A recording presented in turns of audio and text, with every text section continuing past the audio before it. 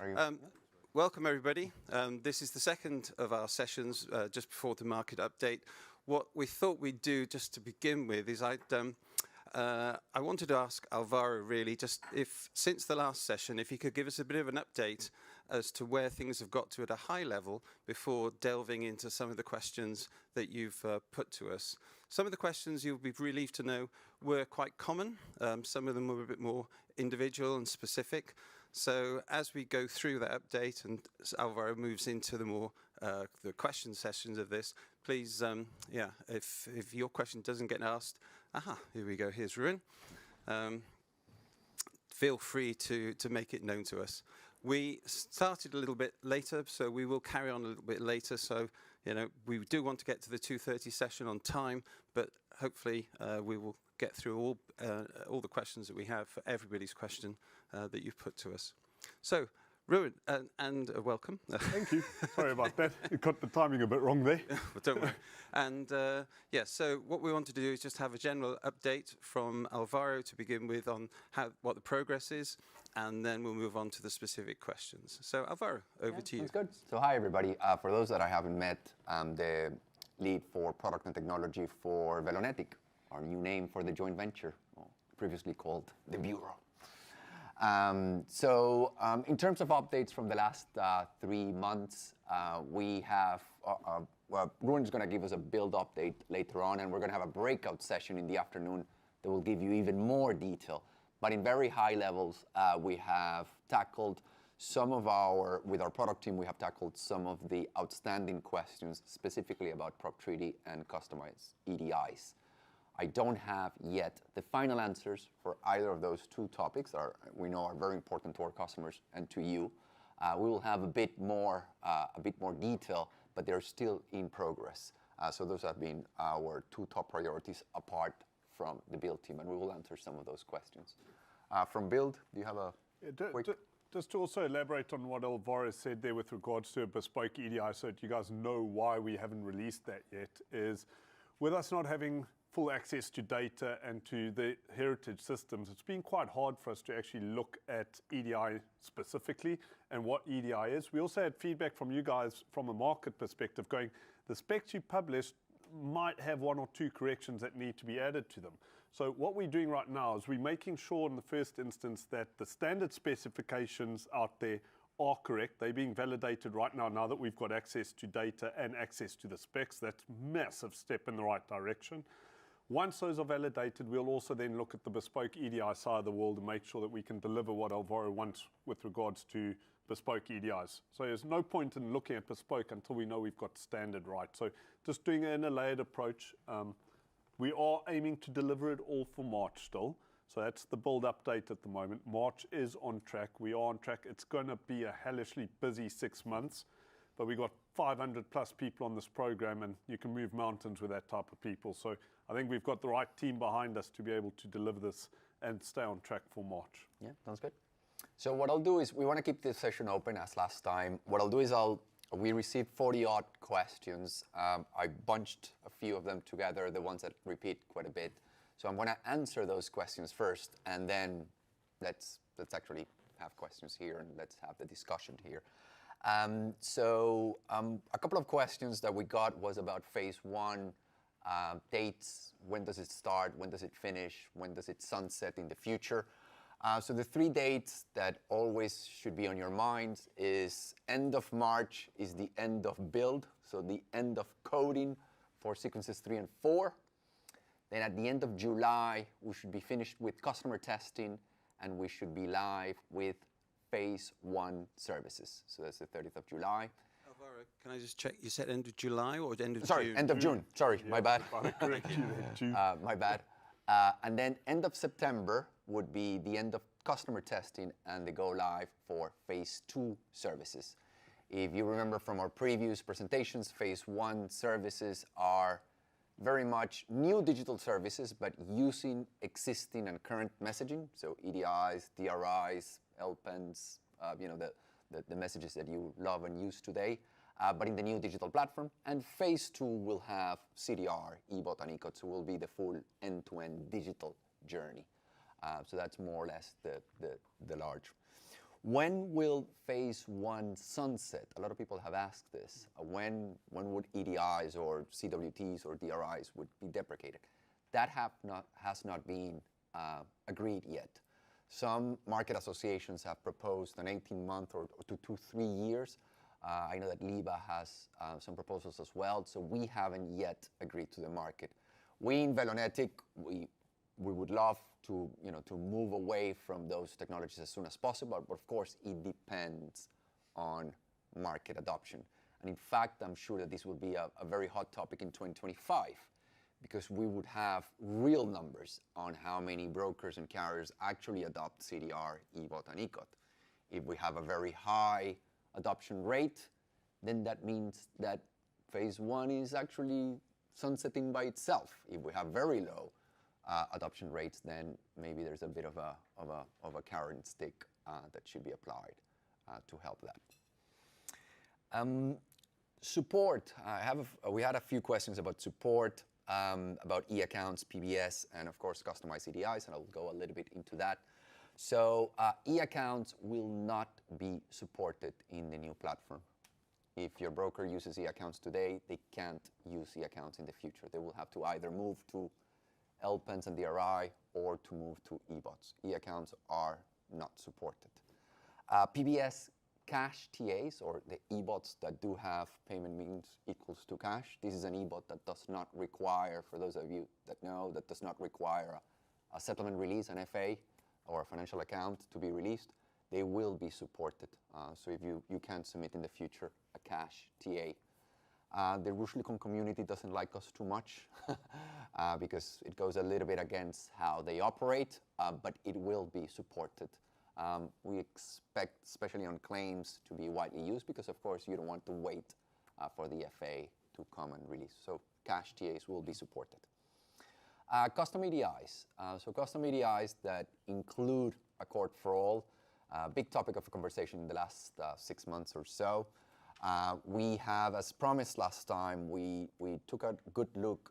We have about 100 and something customized EDIs, ranging from renaming the file to padding to truncating from 256 fields to 80 fields to changing completely the EDI file into either an interbridge format or even changing some of the fields inside. So we have a wide range of customized EDIs that include the Accord for All. We took a good look at all of them, and with a decision matrix of how many customers use it, how many gross written premium we have, how old is the custom EDI, how difficult it is to build. So we took all of this into consideration, and we selected 39 custom EDIs that actually have a lot of value for the market to be supported. I promised by the beginning of September to have a price and a plan. We are about 3 weeks delayed on that. I don't have yet a price and a plan, because as soon as I have the price and the plan, we will discuss with the associations, with Lloyd's, how we will fund this. Because depending on the size of the program or the impact on the size of the program, they might need some customer funding depending on it. Because of course, there's only a select few of the customers that actually benefit from these custom EDIs. But I don't have yet the bill. As soon as I have it, we will propose a plan and we will discuss with the stakeholders on custom EDIs. Just so you know, Accord for All and all the variations that we support today in Accord for All, so that's 2008, 2010, 2000, I think we have 2005 as well. So all the variations of Accord for All that we support today are in that list. And in fact, they're in top priority of that list. There's about 32 customers that use Accord for All, so we know that is the most important of all custom EDIs. So yes, so watch this space. I know we're a little bit delayed on that. The main reason why we are delayed is, as Ruan was mentioning, some of these mappings are very old, and finding the specs does not mean that I know exactly what I need to build, because what the mainframe, actually XDH, produces is a little bit different from what the mapping spec has. So we have a horrible task of matching what it says on the PDF to what the code on XDH says, and there's only a few people that know how to read the code on the mainframe. There's a couple of questions regarding testing and the testing window. For example, if vendors can have access to testing separate from customers, the answer is no. Velonetics' commercial relationship is with our customers.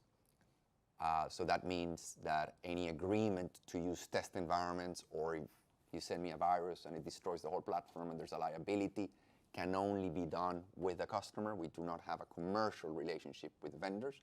However, we expect our customers to say, thank you very much, I sign, and now here's my vendor to do the testing.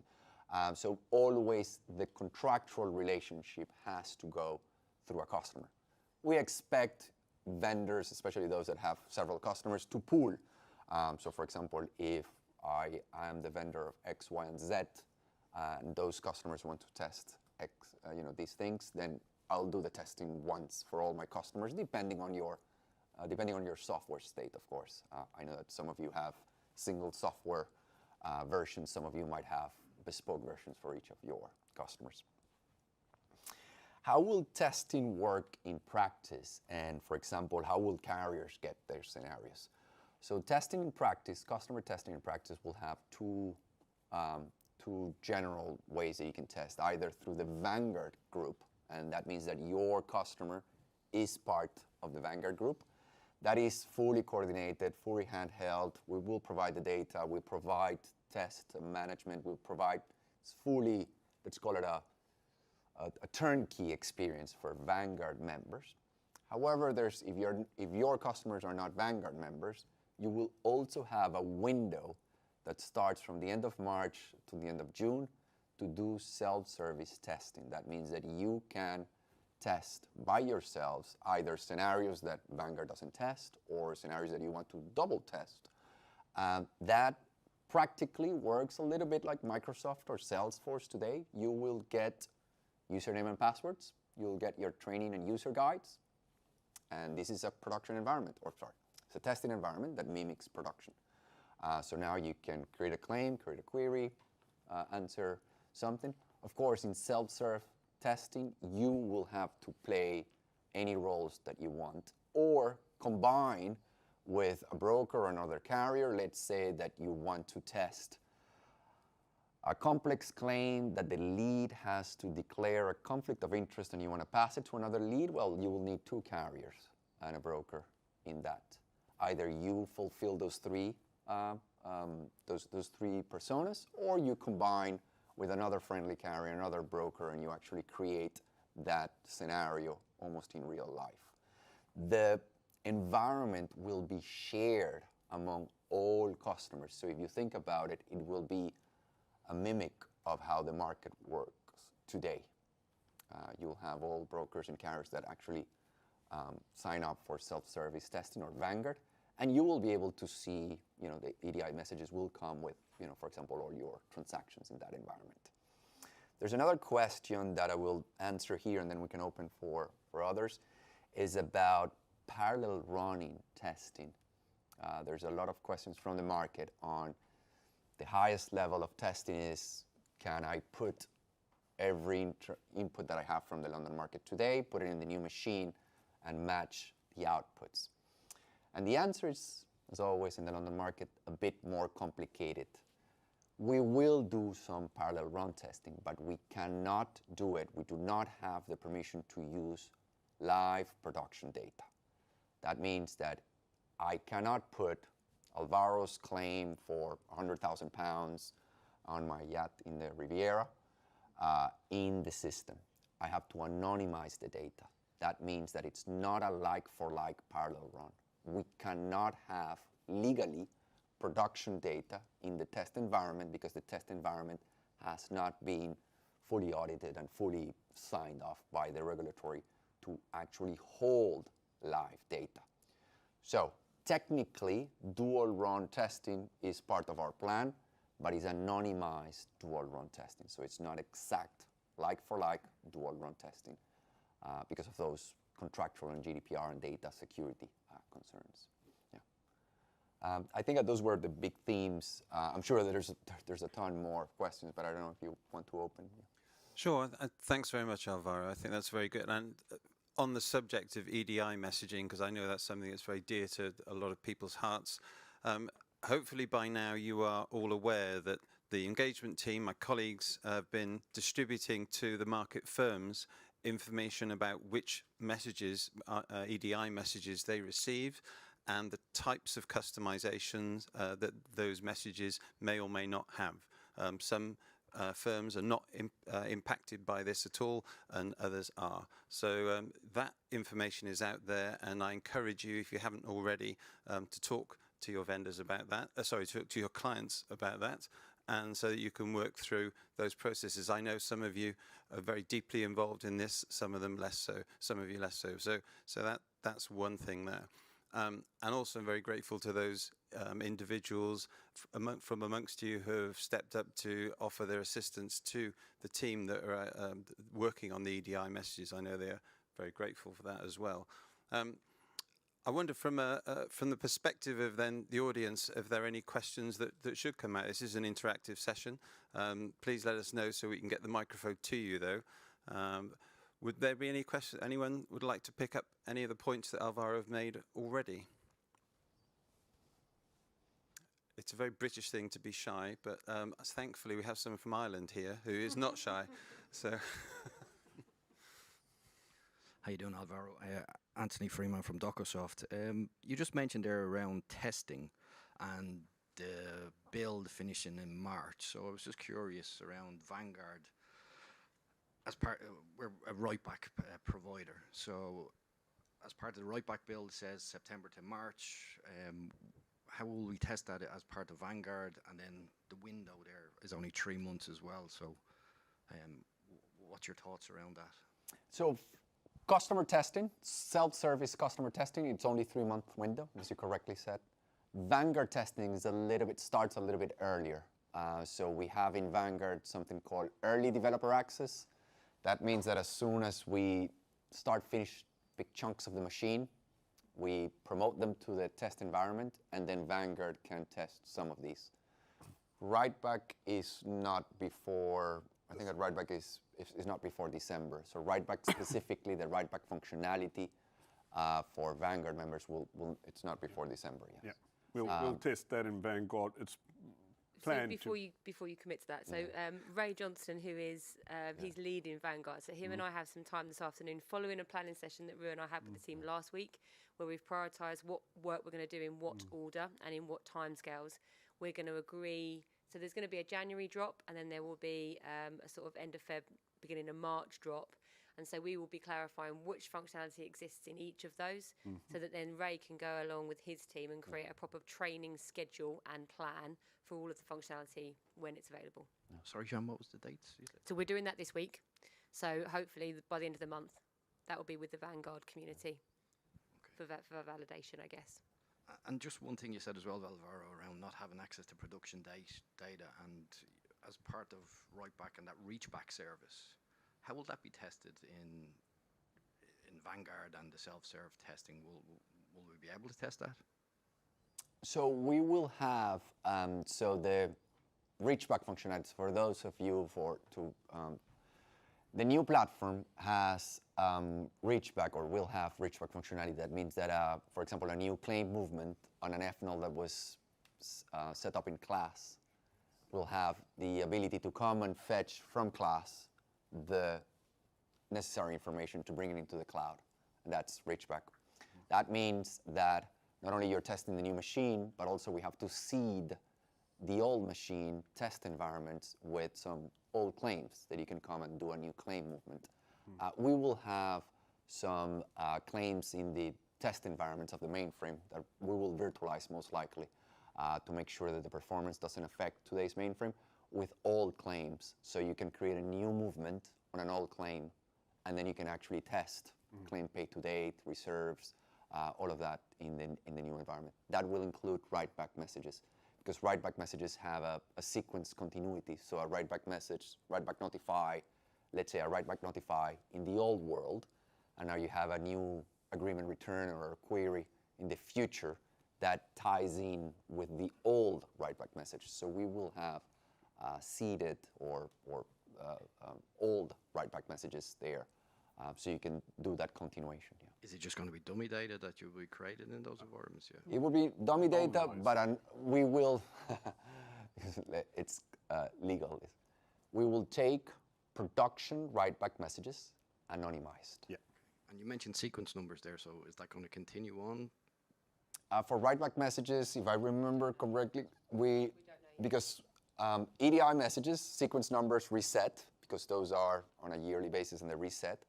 Write-back message, if I remember correctly, they start with the original notifier, right? So they go in a sequence with the original, and then you have a new family when you have the new notifier. It's based on the carrier code associated with each message. Yeah, so we don't have the answer on that one just yet.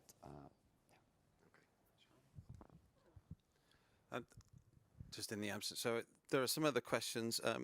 One was came up about supplementary data that would be provided via APIs. That was a topic quite a while ago. I wondered how that conversation had moved on, or that thought process had moved on.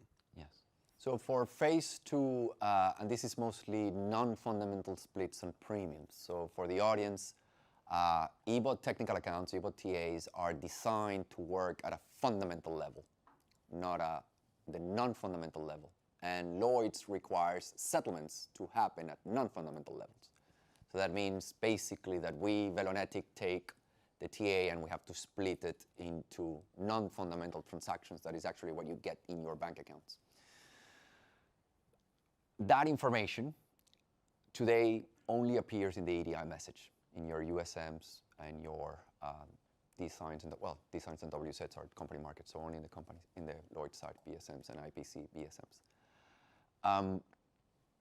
In the future, in phase 2, we will provide extra REST API where you will be able, as a carrier, to get your non-fundamental split information. That's included in scope for phase 2 of our premiums service. However, we have been discussing with Accord, and in a future phase, so not for phase 2, but in a future phase, we want to include this non-fundamental level information as part of the eBOT in the future. That makes it easier for carriers to receive an eBOT that almost has an attachment, is supplementary information with the non-fundamental split information, instead of being able to get it as a REST API. So for phase 2, you will have a separate REST API, but for a future phase, and we have it in the backlog for a future build, to actually put that into the eBOT TA as a supplementary information. The eBOT TA does not work very well with non-fundamental split information, but we can put a lot of the information there, again, it's almost like an appendix of the eBOT TA. It is just worth noting, obviously, that EDIs will still be there in phase 2 until further notice. They will go, and it's really only at that point that we have a problem, because only by taking away the EDI that we're getting rid of that richer, lower level information. Okay, thanks. Question, Alex, please.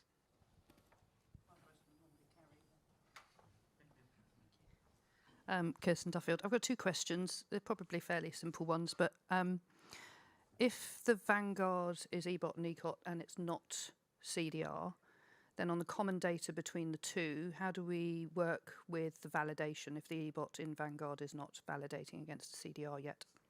Manual.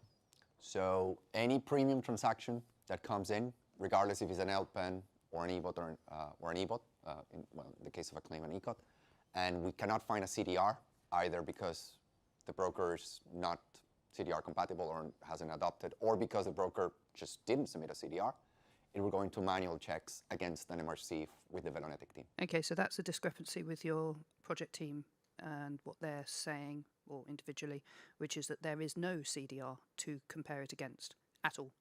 So you might, that might be. We would compare it to an MRC. So there's always an MRC in the IMR. Yeah. So you're expecting, again, back to my second question, if there's no live data and you're anomalizing it, I think one of the functions I'm led to believe is that it includes sanctions.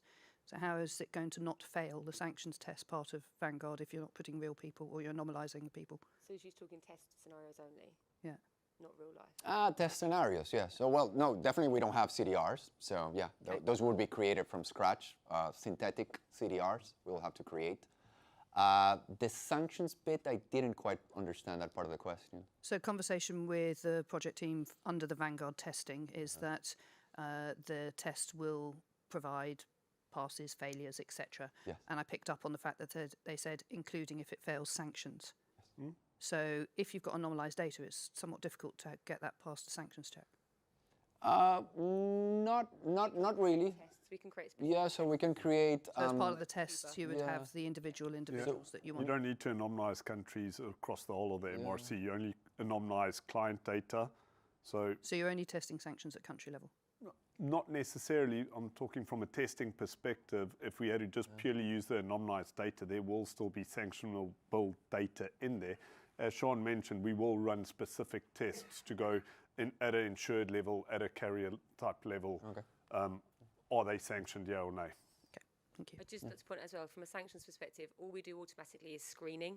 So it's not doing anything particularly clever, it's just looking for keywords. So if we create a list of reference data that says we want to look for the names Joe, Paul and Peter, it will do that. And we can test the sanction tool works against the reference data. The reference data doesn't have to be real. We don't have to have actually sanctioned people in it. And then the actual sanctions, the real sort of sanctions work that happens is if we find a screening anomaly, it actually goes into a manual process anyway, because it involves more interrogation than a computer at the moment can actually undertake. Yeah, and the reasoning behind that, just to close out what Sean's saying there, is you might have the word Russia appear in a MRC, but the preceding word could be excludes Russia. That will automatically flag up as a sanction because the AI right now doesn't have the context of excludes or what excludes means in the bigger picture. Hence, you need the manual intervention at that point to go get the context to make sure, is this actually sanctionable or is this, it's okay, it's an exclusion, not an inclusion. Thanks very much, Kirsten. Another question from Rich. Thanks.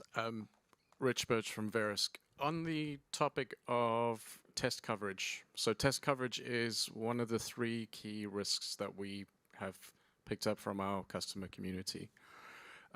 Alvaro, you used the word in Vanguard, the test data will be supplied to participants.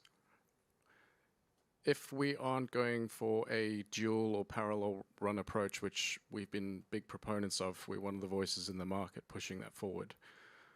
How would the Vanguard test window accommodate a customer with a need for 500 or 1,000 scenarios? Would that program be able to supply that data into the test system within the windows provided? So technically, I don't see why not. I couldn't answer for the Vanguard team because Ray and of course that's a different team from us. But the machine, the test environment, and the databases will be at the same performance and with the same capacity and capabilities of the live environment or the production environment.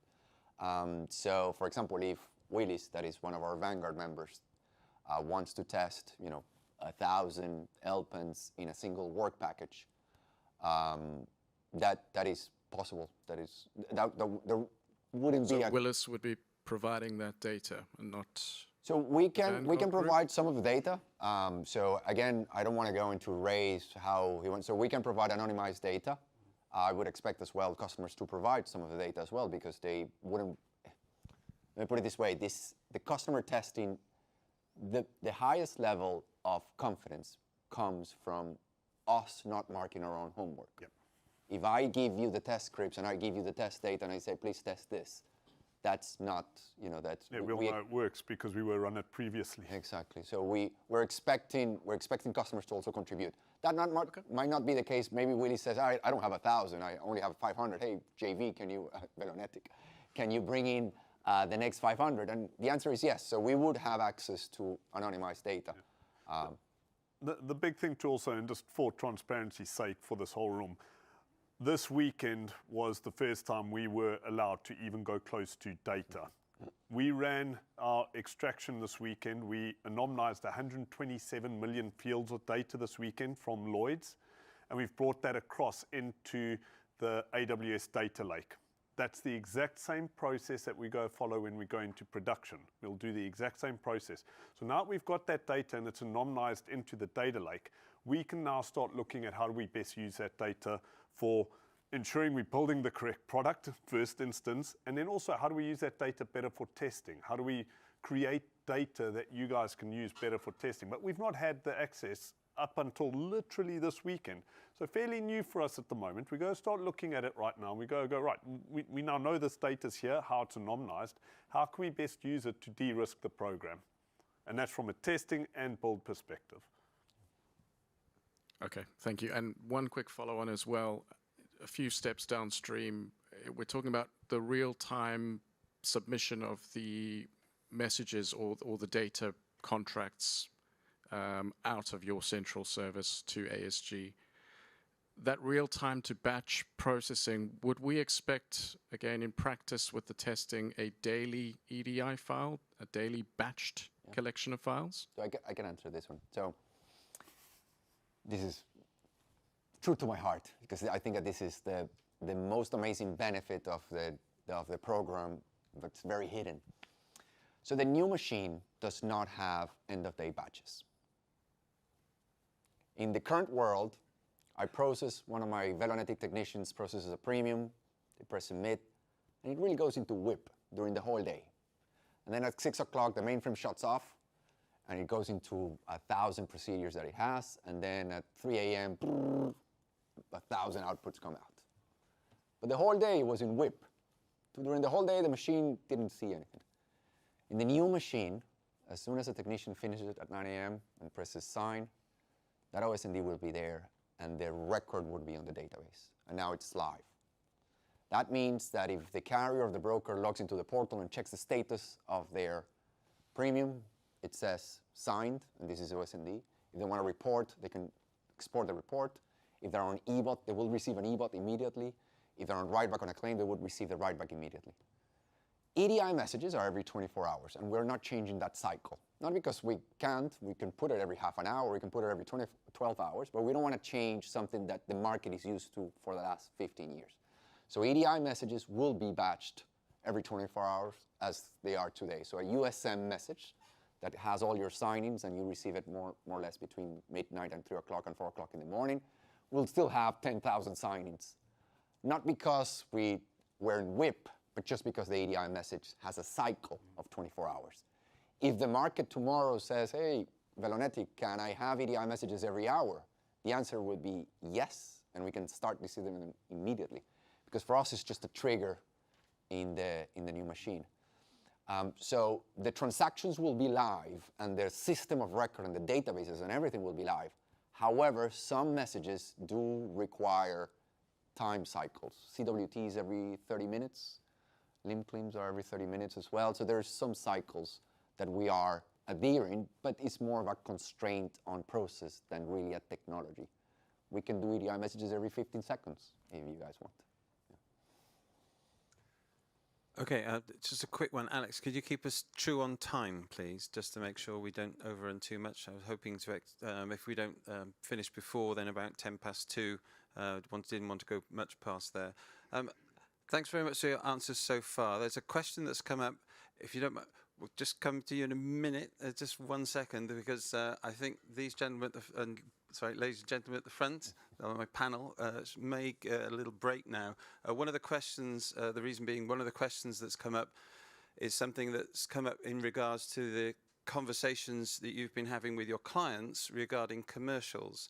And I wondered if there was a view, perhaps from some of our other colleagues in the audience, around the commercials.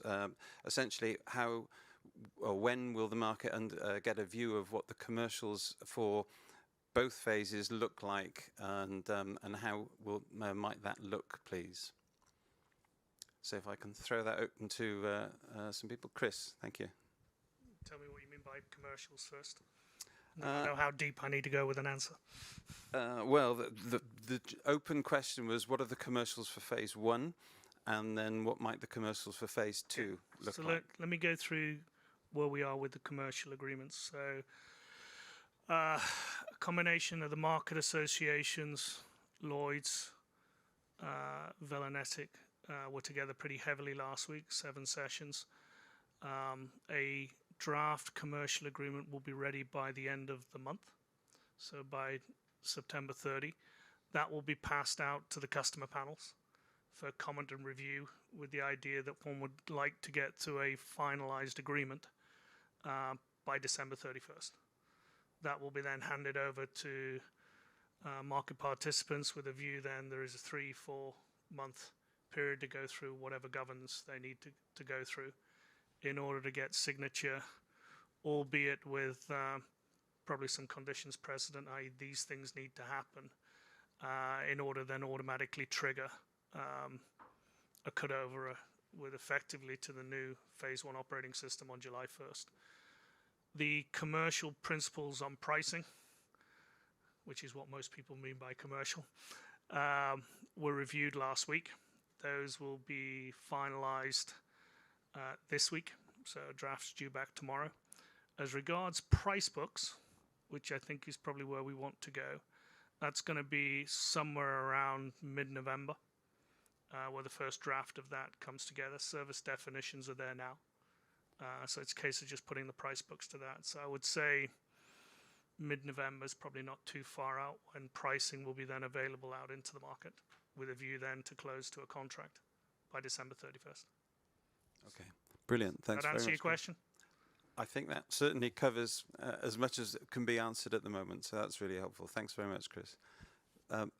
Back over to Vikas now. Vikas, you had a question. Hi, Vikas from DocuSoft. Just a fundamental question on claims. So in the current claims world where we use write back, if you're a lead on a claim, so when you respond to a claim, you can respond and mark someone else as an agreement party. So there's obviously follows on a slip, you mark someone as an agreement party.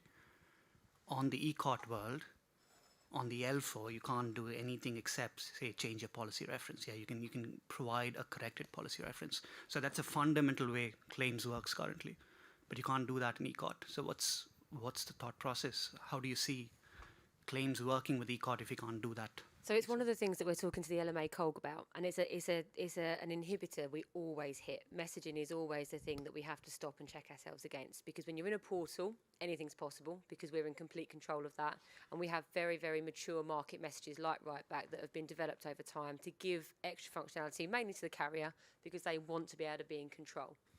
We're now using a reinsurance global standard as a message, and that is it's our biggest inhibitor. I think we've spoken about this a lot.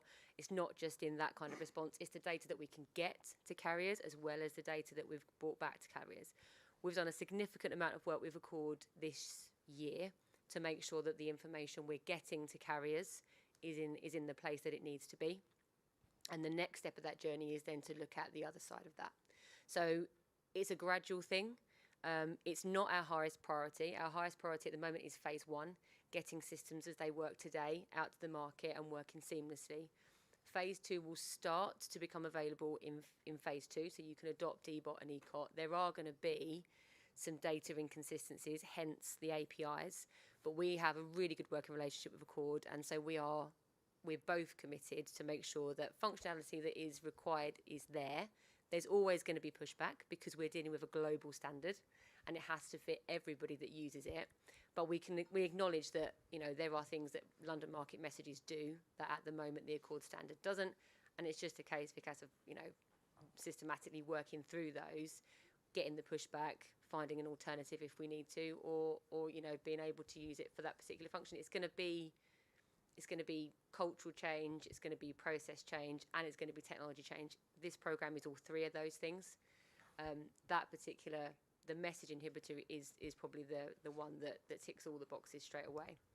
So just for October then, so when we say October, be ready for ECOT, so if someone wants to use ECOT from October, they can't do the basics of marking someone as an agreement party. When they respond, If they want to use ECOT from October, they can use ECOT and all of the functionality that includes. If they want London market functionality that exists in Writeback, they may choose to delay their adoption to ECOT. So I can't answer that for you, and I think maybe I've just reworded your question. But ECOT is very specific. You know, it is a standard, and it comes in, a certain shape of box, and all that functionality that it comes with will be there. It is not a like-for-like replacement for anything that we have today. It is a change. So it is two separate standards then. So essentially what you're saying is Yep. you can choose between two different standards. Yeah, and one of the things, and we spoke about this at the Right Back group last week, one of the things that we will look at in future phases is where they're different and what the long-term solution for that is. So as you know, Right Back's not currently an end state message. It doesn't really sit within either box, actually, so it is in transitional for that reason, and we need to look at how we merge the two so that we can have a single standard in the future. Like I say, that work is not, unfortunately, at the top of our priority list at the moment. It's also worth noting that the portal will have the full superset of functionality. So if a carrier decides to use ECOT and then have extra functionality in the portal, so things that you cannot do with ECOT, but you just log in to do, for example, declare a conflict of interest. For example, if you're the lead and you have to declare a conflict of interest and you have to hand over to someone else, that might be a functionality that only appears in the portal. That's only our October vision. Our vision for the future is really if ECOT and WriteBack could have a kid, because WriteBack has the full set of data fields that we need. However, WriteBack does not have the broker side, and we need both sides. We cannot only have the carrier side, because then I have the other side of the coin that it's in a different data standard. So yeah, that would be the vision. Can that be clarified in the messaging? Because again, when we say ECOT is ready to be used from October, as Sean, you just said, it's not replacing WriteBack. Yeah, so it's a separate standard that you can use if you want to go down that route. But then anyone using WriteBack currently, it's not replacing it. So I don't think that messaging is clear enough for carriers, because carriers come to us and ask, when do we switch to ECOT, which is probably not clear enough. So we can publish something. yeah. Thanks, Vikas. Just to follow on from that question, there's a sort of related question regarding the portal and the use of that for claims. Will brokers still receive LIMCLIM messages while the EDI is still supported? So if people are using the portal, will they still receive LIMCLIM messages as they do today? Yes. So LIMRES, LIMRIM. No, LIMRIM is LORS. LIMRES, there's 3 LIMCLIM responses the brokers receive. Forgot the names. Yes, they will all be supported. And again, those are in the 30-minute cycles. I think those are updated every 30 minutes, and the broker picks them up. Yeah. Okay. Thanks, Alvaro. On the subject of testing, we've had some questions around access to endpoints for testing purposes and credentials. I know, Ruan, last time at the Q&A session, you mentioned that Velenetic will be issuing new credentials to market participants to access the endpoints. So these would be for all the messaging services that are available, both the new RESTful JSON ones, as well as the SOAP XML and the EDI messages. I just wondered is there and this may be in your slides for this afternoon, I don't know, apologies if it is there a schedule that you have for making those endpoints available so that in the first instance people can test, they can access those endpoints and they can test their credentials? Is there a timeline for those sorts of first steps before the messaging behind them gets tested as well? So from an endpoint perspective, we'll follow Vanguard in this instance. So when we're ready to do Vanguard testing with those endpoints, we'll release those endpoints to the Vanguard community.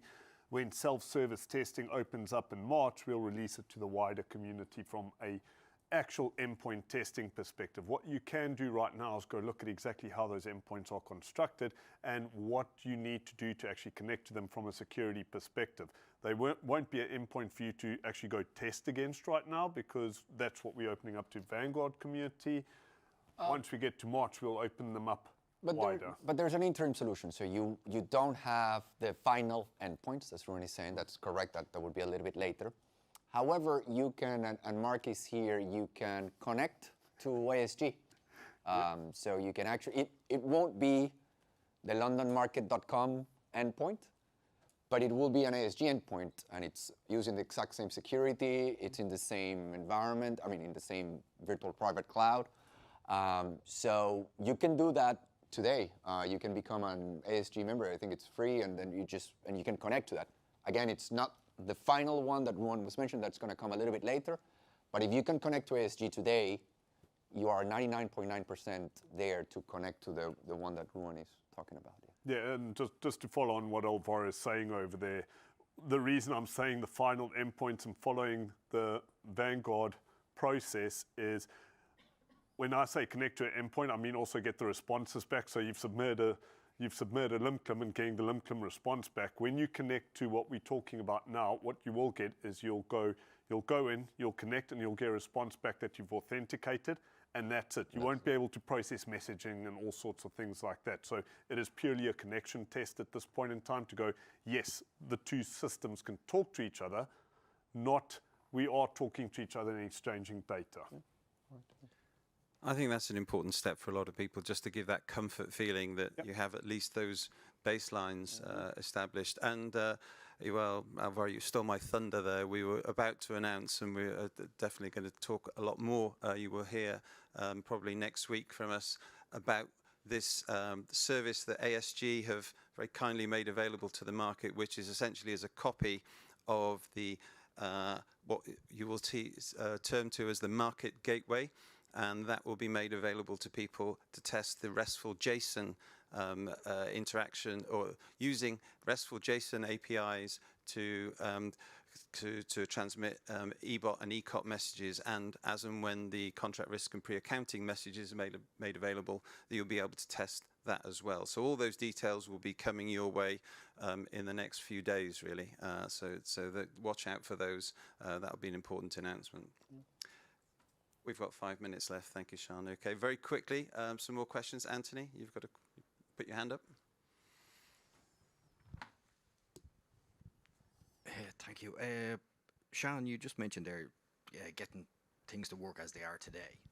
So I was just curious about, again, right back in terms of validations, class validations that have been built in, and we've all built in as right back vendors into our system, the class error codes coming through. What's your thoughts on, are they going to be brought across into ICOS? So anything that doesn't fail will be given a notification. And actually so we attended the Right Back user group last week, and we've been locked in Newcastle since. I've done nothing with your kind offer, but I did speak to the rest of the programme, and they're really keen to make sure that we have testing like we spoke about for the 2014 changes, and then we've got all the scenarios right. So we will be taking you up on that, actually, to make sure that we've got proper vendor participation, and particularly for DocSoft, we know that, because we've had conversations, that you've got a Vanguard member, but for all of you that have Vanguard members, there'll be an opportunity to actually put scenarios forward for testing, as well as the testing ones that will be proposed as part of the standard testing. So things like error messages, should be one that would be a standard test, I would think. But if you've got specific scenarios, you can put it through. I think the main feeling I get from speaking to you on all of the occasions that I have is that we haven't been able to prove stuff. We can sit up here and we can verbally answer your questions, and that's a level of comfort. But it feels as though until it's actually being seen for yourselves, there's going to be a level of nervousness, and that's why we get quite a lot of the same questions. But we're hoping over the next couple of months, even though the testing can't officially start until January, to bring you closer to the Vanguard community and get you answers via your customers, so that we can actually start to plan that testing, so that we can start to heighten that level of comfort for you. Yeah, that's exactly where we are in terms of the timeline hasn't changed, but the clarity just still isn't there yet. Yeah. So what do we need to build? What do we need to change? That's what we're looking for. And I think you said around the specs, they should be out by the end of this month, is it? Yeah, specs are there now, right? Yes, so the specs are out there. Specs are published. What we do for Right Back, though, for the changes. Yeah, Right Back's out there. We put them on the site last week. It's on the site. So we're doing it. I checked this morning. I didn't see them there. On the Velonetic site. Oh. Okay. Well done, the rugby, by the way. Cheers, thank you. Yeah, so they're there now, sorry. Okay, we're pretty much out of time now, I'm being told. I just want to say thanks very much for everyone. By the look of the questions, and as someone pointed out to me earlier on, they're in very, very small print here, Marek. I think we've covered pretty much everything there. We should try to. If there's anything else, then please feel free to highlight it either with myself or with any of the guys up here today. Hopefully, though, we've covered a lot of the bases that you were concerned about, and you've got some answers that you can sort of work with going forward. That leaves me with just a few housekeeping points, really. The next vendor session, vendor forum, I hope to go through the adoption guide, which has been circulated. So that should take you through at least what your clients are looking through, and then where you can obviously take the parts that are specifically relevant to your business. So we'll be announcing that in the next couple of weeks. Obviously, we have our one-to-ones, so that's great. And if anything, you want to follow up with any of the points that were made, then please do on those. Otherwise, just leaves me to say thank you very much, first of all, to all of you for coming along today, making the time and putting the questions to us. I know that's a really important part. It gives people a time to prepare and at least have a more sensible conversation with everyone. So thank you very much to you, and thank you very much to everyone on the panel. Sean, Ruin, Alvaro for taking the time, and also Chris for stepping up quite impromptuly, if that's a word, and answering the question on commercials, which is another very important part of today. Thank you very much.